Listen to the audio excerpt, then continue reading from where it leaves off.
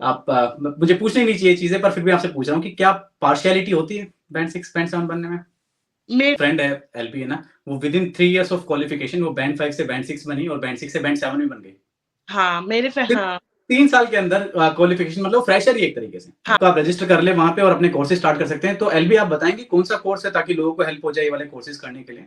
ये आता है कि क्या सभी पूछते हैं कि जीएनएम वाले बैंड 6 बन सकते हैं? तो सैलरी थी अप्रॉक्सिमेटली 25,000 एनुअली। फिर वो 1 ईयर के बाद वो 27 हो गया था। उसके बाद अब बैंड 6 में जब मैंने जॉइन किया था तो वो 30। वैलिड नहीं होती हैं। दूसरी चीज़ है ये सारी चीज़ें फ्री ऑफ कॉस्ट होती हैं। आपको खुद अपने अंदर से इन चीज़ों को करने के लिए इच्छा वहाँ पे बतानी पड़ेगी, मुझे सारी चीज़ें करनी है और आप लोग कर सकते हैं, फ्री ऑफ कॉस्ट होता है सारी चीज़ें, आपके ट्रस्ट की तरफ से सारी चीज़ें दी जाती हैं। तो आपको एक एक्स्ट्रा बर्डन नहीं रखना है कि मेरे को ये सारी चीज़ें करनी है या फिर मुझे इन चीज़ों के लिए पैसा देना पड़ेगा, ये सारी चीज़ें करनी पड़ेंगी, नहीं। आपका ट्रस्ट ही आपको ये सारी जितनी भी कॉम्पिटेंसीज़ है, ये फ्री ऑफ कॉस्ट आपको करवाएगा। उसके बाद हेलो, हाँ जी, नमस्कार, मेरा नाम है संदीप चौहान, आप देख रहे हैं चौहान यूके वाइब्स। तो आज का वीडियो है काफ़ी ज़्यादा इंपॉर्टेंट होने वाला है। जैसे काफ़ी सारे लोग मेरे से एक सवाल करते हैं कि सर हम लोग बैंड 6 कैसे बन सकते हैं? तो सबसे पहले मैं आप लोगों को बताता हूँ बैंड 6 होते क्या हैं। सबसे पहले हम लोग 0 से स्टार्ट करते हैं, मतलब बैंड 5 से स्टार्ट करते हैं। जैसे इंडिया के अंदर हम लोग किसी हॉस्पिटल में काम करते हैं तो हम लोग स्टाफ नर्सेस होते हैं। स्टाफ नर्सेस को यहाँ पे बोलते हैं बैंड 5, है ना? फिर एक वार्ड के अंदर काफ़ी सारे टीम लीडर्स होते हैं जिनको बोलते हैं यहाँ पे हम लोग बैंड 6। उसके बाद आती है आपकी इंचार्जेस, जो कि एक वार्ड के एक इंचार्ज होते हैं जिसको हम लोग यहाँ पे बोलते हैं बैंड 7। तो काफ़ी सारे लोग मेरे से बोलते हैं कि सर जब हम लोग यूके आते हैं इंडिया से तो हम लोग यहाँ पे एज ए स्टाफ नर्स आते हैं, तो कैसे हम टीम लीडर्स बन सकते हैं, मतलब कैसे हम लोग बैंड 6 बन सकते हैं? उसके अंदर काफ़ी सारे उन लोगों के सवाल होते हैं कि सर हमें कितना एक्सपीरियंस चाहिए बैंड 6 बनने के लिए, क्या हमारी एडिशनल क्वालिफिकेशंस चाहिए, किस तरीके का इंटरव्यू होता है, किस तरीके से हम लोग बैंड 6 बन सकते हैं। तो वही सारी चीज़ें हम लोग इस वाली वीडियो के अंदर डिस्कस करेंगे और सबसे मेन चीज़ हम लोग डिस्कस करेंगे कि बैंड 5 से लेके बैंड 6 की जो नर्सिंग की जो सैलरी है उसके अंदर डिफरेंस कितना ज़्यादा होता है। जो यहाँ पे बच्चा बैंड 5 आएगा और बैंड 6 बनेगा तो उन दोनों की सैलरी के बीच में डिफरेंस क्या होगा, है ना?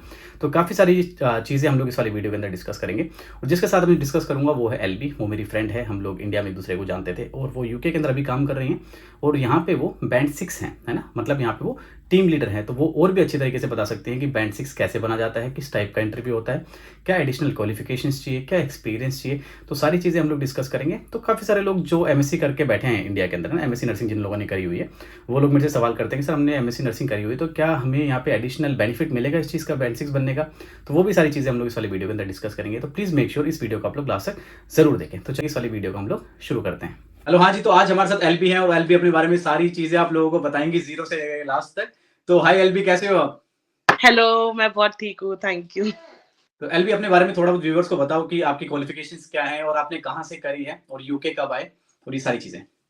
तो मैंने दिल्ली से पढ़ाई करी है अपने अहिल्याबाई कॉलेज ऑफ नर्सिंग से और मेरे पास 3 and half years of experience था इंडिया में। उसके बाद मैंने ओईटी क्लियर करा, फिर सीबीटी करा, जो भी प्रोसेस है सबके बाद मैं यहाँ पे यूके में आई। यूके में मेरा प्रिसेप्टरशिप मैं दिसंबर 2020 को आई थी। उसके बाद आफ्टर 1 ईयर जब मेरा प्रिसेप्टरशिप पीरियड खत्म हो गया, उसके बाद मैंने अपना बैंड 6 का अप्लाई किया और फिर लकीली मुझे जॉब मिल गई। अब मैं बैंड 6 हूँ कोवेंट्री में। अच्छा एलबी, तो जैसे कि आपने मुझे बताया कि आपका 3.5 साल का पहले एक्सपीरियंस था इंडिया के अंदर। यहाँ पे आके आपने जब अपना प्रेसेप्टरशिप कंप्लीट किया तो आपको 1 एंड हाफ ईयर यहाँ पे लग गया ना? तो ऐसा कुछ फिक्स है कि हमें इतना एक्सपीरियंस चाहिए बैंड 6 बनने के लिए या फिर हमें इतने टाइम के बाद ही हम लोग बैंड 6 बन सकते हैं? नहीं, नहीं ऐसा कुछ भी नहीं है। बैंड 6 बनने के लिए वो सिर्फ़ इंटरव्यू लेते हैं, उसके बेसिस पे ही वो जॉब देते हैं। बट कुछ-कुछ पोस्ट होते हैं जिसमें वो स्पेशलिटी एरियाज़ को प्रेफ़र करते हैं। जैसे कि अभी ऑन्कोलॉजी नर्सिंग है तो वो लोग बैंड 6 जो ऑन्कोलॉजी में जिसके पास एक्सपीरियंस है उनको प्रेफ़र करेंगे। But mostly everything depends on the interview. किस बेसिस पे तुम कितने अच्छे से अपने आप को सेल कर रहे हो, कितने अच्छे से तुम बोल पा रहे हो, उस हिसाब से वो तुम्हें जॉब देंगे। ऐसे ज़रूरी नहीं है कि इतना एक्सपीरियंस चाहिए इतना। अगर हो ज़रूरी कुछ-कुछ जॉब्स में होता है, तो उसमें वो जॉब डिस्क्रिप्शन में लिखते हैं कि इस जॉब के लिए ये रिक्वायरमेंट है। अच्छा, जो मेडिकल और सर्जिकल जो नर्सेज़ होती है, जो जनरल वार्ड की जो नर्सेज़ होती है, उनके लिए मेरे हिसाब से कोई ऐसे मैंडेटरी नहीं है कि इतना एक्सपीरियंस आपके पास होना चाहिए। नहीं, जैसे कि मेरे से तो उन्होंने पूछा नहीं था, मेरे पास मेडिकल का एक्सपीरियंस था। तो जब मैं सर्जरी में मैंने इंटरव्यू दिया, तो उन्होंने ऐसे एक्सपीरियंस नहीं पूछा, कुछ भी नहीं पूछा। वो जब पूछते हैं ना, वो यही पूछते हैं सिनेरियो बेस्ड क्वेश्चन्स। लाइक कुछ सिनेरियो देंगे और वो देखेंगे कि तुम बैंड 6 के हिसाब से रिस्पॉन्सिबल होके लीडरशिप क्वालिटीज है कि नहीं, वैसे आंसर्स दे रहे हो कि नहीं वो देखेंगे, और उस बेसिस पे ही वो सेलेक्ट करते हैं। एक्सपीरियंस की जरूरत नहीं होती। तो जितने अच्छे से तुम बोलोगे कि अपने आप को कितने अच्छे से प्रेजेंट करोगे, वैसे ही जॉब मिलती है। अच्छा, एक सवाल यहाँ पे ये भी आता है, काफी सारे लोग मेरे से बोलते हैं कि सर हम लोग जब यूके आते हैं तो हम लोग एक कॉन्ट्रैक्ट के ऊपर आते हैं, 3 साल के कॉन्ट्रैक्ट के ऊपर आते हैं, 37.5 आवर्स का कॉन्ट्रैक्ट होता है और आप बैंड 5 यहाँ पे आते हैं। तो हाँ। क्या 3 साल से पहले हम अपना जॉब रोल चेंज कर सकते हैं, बैंड 5 से बैंड 6 बन सकते हैं, या फिर पहले हमें कॉन्ट्रैक्ट पूरा कंप्लीट करना पड़ेगा? नहीं नहीं, हम बिल्कुल बन सकते हैं बैंड 6। हमारा कॉन्ट्रैक्ट ट्रस्ट के अंडर में वर्क करने को है, तो हम बैंड 5 से बैंड 6 कोई भी बैंड में जा सकते हैं। बट हमारा 3 इयर्स का जो कॉन्ट्रैक्ट है वो ट्रस्ट में है। अगर हम ट्रस्ट चेंज करेंगे तो हमारा डिफरेंट प्रोटोकॉल होता है। तो जैसे कि मैं आई थी 2020 दिसंबर में, तो मैं 2021 सितंबर में मैं बैंड 6 बन गई थी। तो विद इन 1.5 ईयर मेरा, नहीं हाँ सॉरी, मैं आई थी 2020 दिसंबर में, 2022 सितंबर में मैं बैंड 6 बन गई थी, 1.5 ईयर में। तो काफी क्विक प्रोसेस था आपके लिए ये वाला, है ना? हाँ तो काफी सारे लोग ये सवाल भी करते हैं कि सर क्या हम लोग वहाँ पे जाते ही बैंड 6 बन सकते हैं? क्या हम लोग 1 साल में बैंड 6 बन सकते हैं, 2 साल में बन सकते हैं? तो हाँ, आपके सामने जीता जाता एग्जांपल बैठी है एलबी जो कि बैंड 6 बन चुकी है यहाँ पे। और आपको सैलरी में डिफरेंस फील हुआ? आपकी ग्रोस सैलरी क्या थी तब आप यहाँ पे आए थे? ग्रोस टोटल बताएंगे। मेरी ग्रोस सैलरी थी अप्रोक्सीमेटली 25,000 एनुअली। फिर वो 1 ईयर के बाद वो 27 हो गया था। उसके बाद अब बैंड 6 में जब मैंने ज्वाइन किया था तो वो 33,000 था पाउंड एनुअली। अभी वो इंक्रीमेंट हो गया तो अभी 35 समथिंग है, 35,000 पाउंड एनुअली।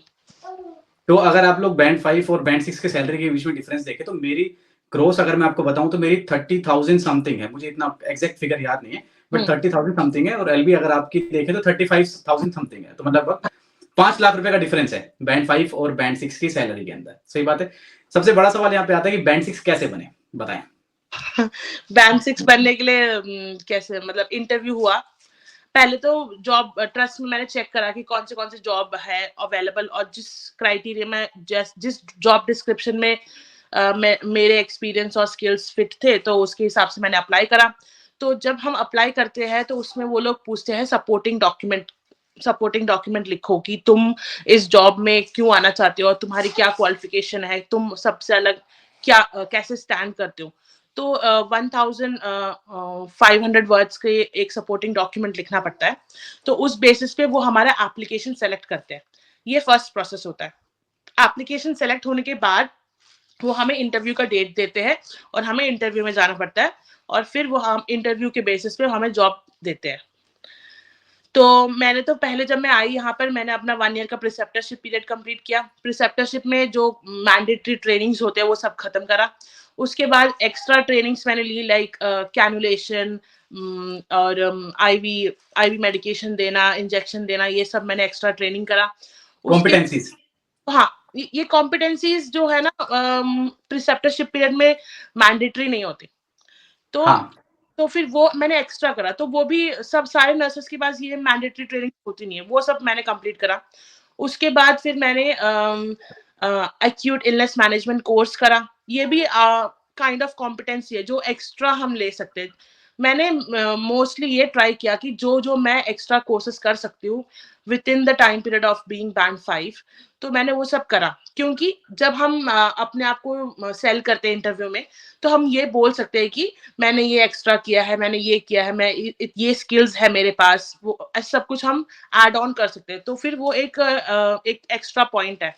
मैं सभी लोगों को एक चीज बता देना चाहता हूँ, जो भी चीजें एलपी ने अभी तक बताई हैं, जैसे कैनुलेशन हो गया, आईवी ब्लड सैंपल हो गया जिसको फ्लेबोटोमी हम लोग बोलते हैं, बाकी आईवी मेडिकेशन हो गए, ओरल मेडिकेशन हो गए, कैथेटराइजेशन हो गया, अक्यूट इलनेस हो गया, कौन सा होता है, आईएलएस होता है, बीएलएस होता है, ये सारी की सारी चीजें जो भी हम लोग कोर्सेज हम लोग यहाँ पे करते हैं, अगर आपने इंडिया में किए होते हैं फिर भी आपको यहाँ पे आके वो सारी चीजें दोबारा से करनी होंगी। आपके जो इंडिया वाली है वो चीजें यहाँ पे वैलिड नहीं होती हैं।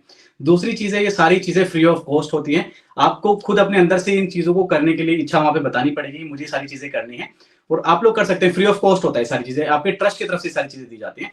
तो आपको एक एक्स्ट्रा बर्डन नहीं रखना है कि मेरे को ये सारी चीजें करनी है या फिर मुझे इन चीजों के लिए पैसा देना पड़ेगा, ये सारी चीजें करनी पड़ेंगी। नहीं, आपका ट्रस्ट ही आपको ये सारी जितनी भी कॉम्पिटेंसीज है फ्री ऑफ कॉस्ट आपको करवाएगा। उसके बाद आपके पास ये सारे डॉक्यूमेंट्स होंगे, सारे सर्टिफिकेट्स होंगे, ताकि जैसे कि एलवी ने बताया कि आप अपने आप को सेल कर सकते हो विद दीज एडिशनल थिंग्स कि मैंने ये भी किया है, मैंने ये भी किया है और मैंने ये भी किया है। तो thank you so much LV इस चीज के लिए। चलिए मेरा नेक्स्ट सवाल ये आता है कि क्या सभी पूछते हैं कि जीएनएम वाले बैंड 6 बन सकते हैं?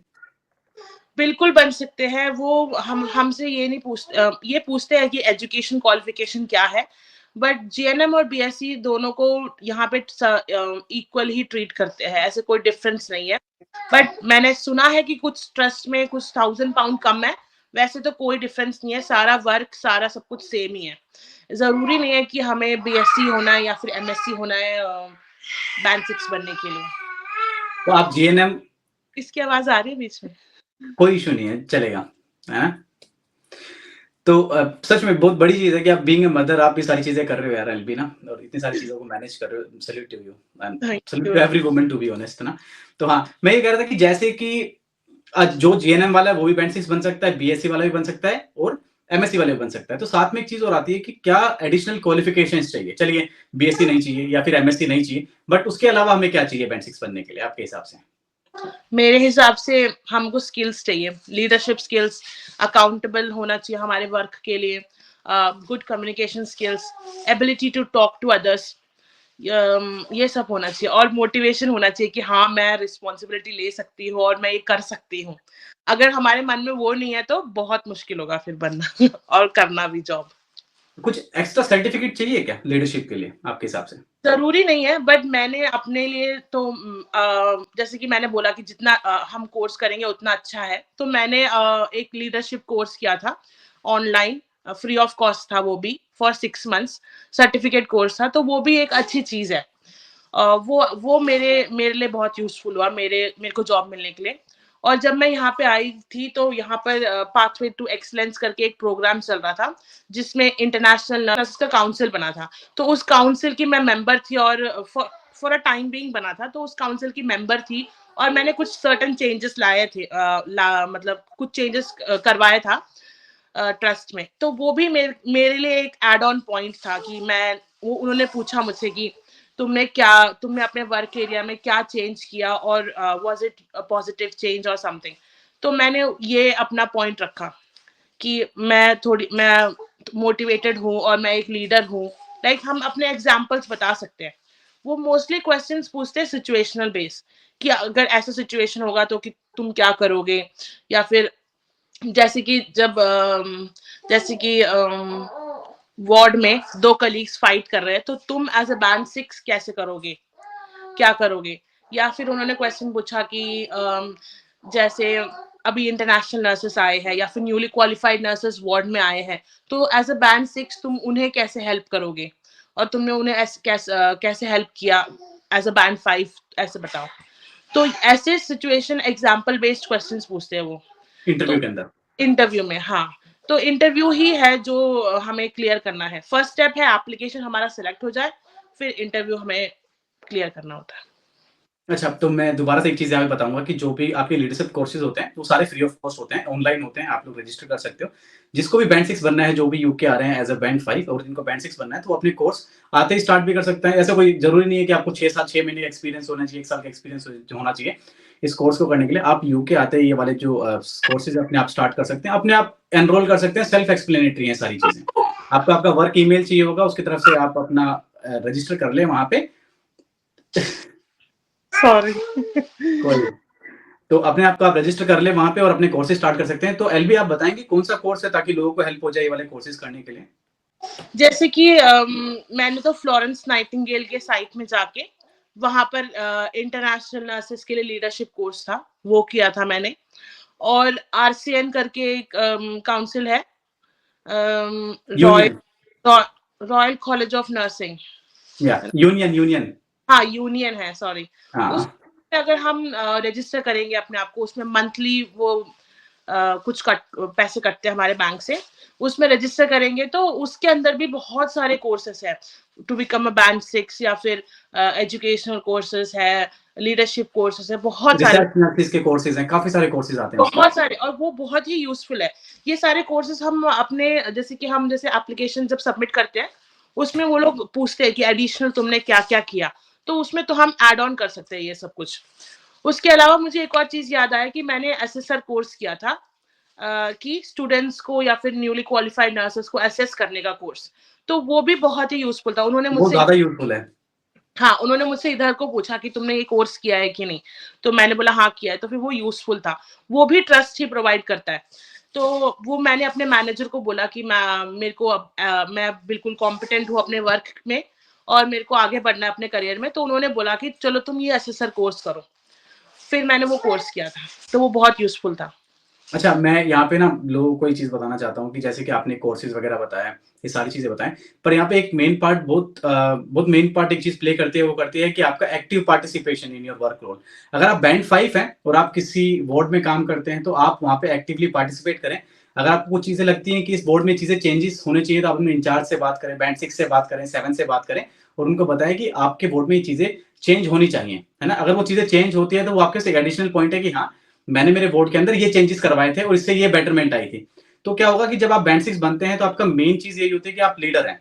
आपको लीडरशिप क्वालिटीज़ दिखानी पड़ती हैं और जब आपसे पूछेंगे इंटरव्यू के अंदर कि क्या-क्या चेंजेस आप लेके आए हो, तो एटलीस्ट आप बता सकते हो कि मैंने मेरे बोर्ड के अंदर ये चेंजेस लेके आए थे या फिर वर्क एनवायरनमेंट के अंदर मैं ये चेंजेस लेके आया था। तो ये बहुत अच्छी चीज़ है क्योंकि मेरे साथ भी काफ़ी सारे लोग बने हैं, जिन लोगों के अंदर ये पार्टिसिपेशन वाली क्वालिटी थी, एक्टिव पार्टिसिपेशन वाली और वो लोग करते थे ताकि वो इस सेक के लिए नहीं करते हैं कि यार हमें हमारा वोट सुधर जाएगा, वो इस सेक के लिए करते हैं ताकि आगे बता सकें कि हमने ये चेंजेस करे हैं। हाँ, और अगर हम अपने आप में रहेंगे कि काम करके अपना जॉब करके चले गए घर पे, तो उससे बैंड 6 बनना थोड़ा मुश्किल है।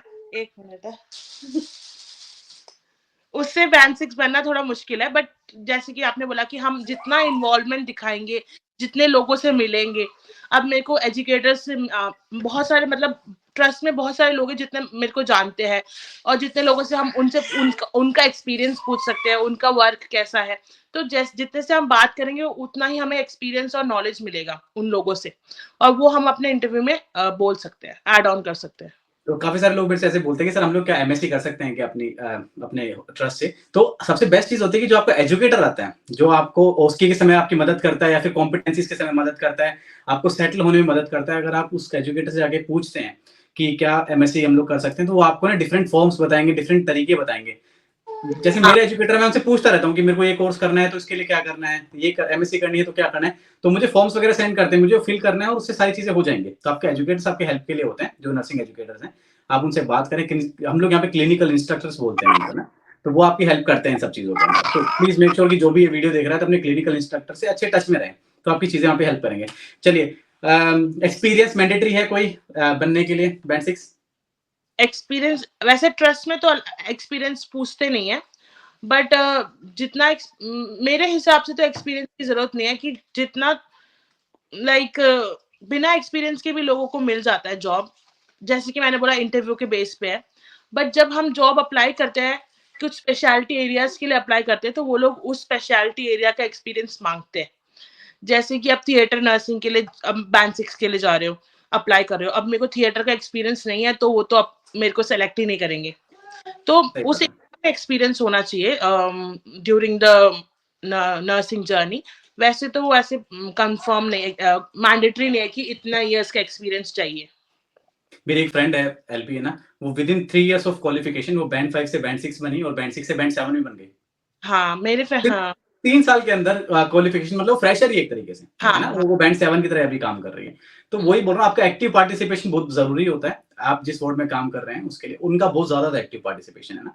उनको हुँ। इंटरेस्ट था इन सब चीज़ों को करने में या फिर बैंड 6, बैंड 7 बनने में और वो आज बन गई है कि नहीं? चलिए, एक चीज़ मैं और पूछूँगा यहाँ पे कि सबसे मेन सवाल आता है, काफ़ी सारे लोग बोलते हैं, आप मुझे पूछनी नहीं चाहिए चीज़ें पर फिर भी आपसे पूछ रहा हूँ कि क्या पार्शियलिटी होती है बैंड 6, बैंड 7 बनने में? मेरे को नहीं लगता पार्शियलिटी होती है, बट बहुत सारे लोग बोलते हैं, बट मेरे पर्सनल एक्सपीरियंस से मेरे को नहीं लगता। बिकॉज़ मैं जब यहाँ पे आई थी, मैं कार्डियोलॉजी वार्ड में थी, मेडिसिन था मेरा फील्ड ऑफ एक्सपीरियंस और मैंने अप्लाई किया सर्जरी में बैंड 6 बनने के लिए। तो जब मैंने अप्लाई किया, अप्रॉक्सिमेटली 13 लोगों ने अप्लाई किया था मेरे साथ और एक कैंडिडेट उसी वार्ड की थी, सर्जरी की, और बाकी 12 जो थे वो बाकी सर्जिकल एरिया में वर्क करते थे। बट मैं मेडिसिन से होने के बावजूद उन्होंने मेरे को उस वार्ड में बैंड 6 का रोल दिया। इट ऑल डिपेंड्स कि तुम कैसे अपना इंटरव्यू देते हो, कितने कॉन्फिडेंस से देते हो, कितना अच्छा कम्युनिकेशन स्किल्स है तुम्हारे पास, उसके बेसिस पे है। तो मेरे पर्सनल एक्सपीरियंस से मैं बोलूंगी कि पार्शियलिटी नहीं होता, बट कुछ इंडिविजुअल वार्ड एरियाज में तो होता है, लोगों के साथ इंटरेक्शन में पता चलता है, बट इंटरव्यू में ऐसा नहीं होता। बिकॉज मेरे को ऐसा लगता है कि इंटरव्यू में इनके पास कुछ चेकलिस्ट होते हैं, तो कुछ नहीं कुछ होते हैं, असली में होते हैं, उनके पास चेकलिस्ट होते हाँ, हैं। तो जब हम बोलते हैं ना, बोलने में कुछ कुछ की वर्ड्स यूज करना होता है, वो की वर्ड्स अगर हमने यूज किया तो वो चेकलिस्ट में टिक होता है, उसके बेसिस पे ही वो हमें इंटरव्यू में सेलेक्ट करते हैं। और ये पार्शियलिटी नहीं कर सकते, बिकॉज अगर हमने उनको वैलिड रीजन देना होता है कि उन्होंने हमें सेलेक्ट क्यों नहीं करा, अगर नहीं किया तो फिर अगर जैसे किसी को इंटरव्यू नहीं मिला बैंड 6 का अप्लाई करने के बाद, तो वो कॉल करके बोलेंगे कि तुमने ये पॉइंट्स नहीं बोले, और जो दूसरा कैंडिडेट जिसको मिला था वो क्यों वर्थ था, उसको क्यों जॉब मिला, वो भी वो बताएंगे। और तुम फ्यूचर में इंटरव्यूज में तुम क्या बेटर कर सकते हो वो भी बताएंगे, अगर जॉब नहीं मिला तो उनके पास कुछ चेकलिस्ट होता है, तो उस क्राइटेरिया के बेसिस पे ही वो लोग सेलेक्ट करते हैं। और दूसरी चीज़ ये भी आती है कि आप पार्शियल तो बिल्कुल भी नहीं हो सकती, क्योंकि रीज़न ये होता है कि मानो आप अपने वोट के लिए ही बैंड 6 का इंटरव्यू देने के लिए गए और आपकी मैनेजर ये इंटरव्यू ले रही है, ऐसा नहीं होता, मैटर भी साथ में बैठती है।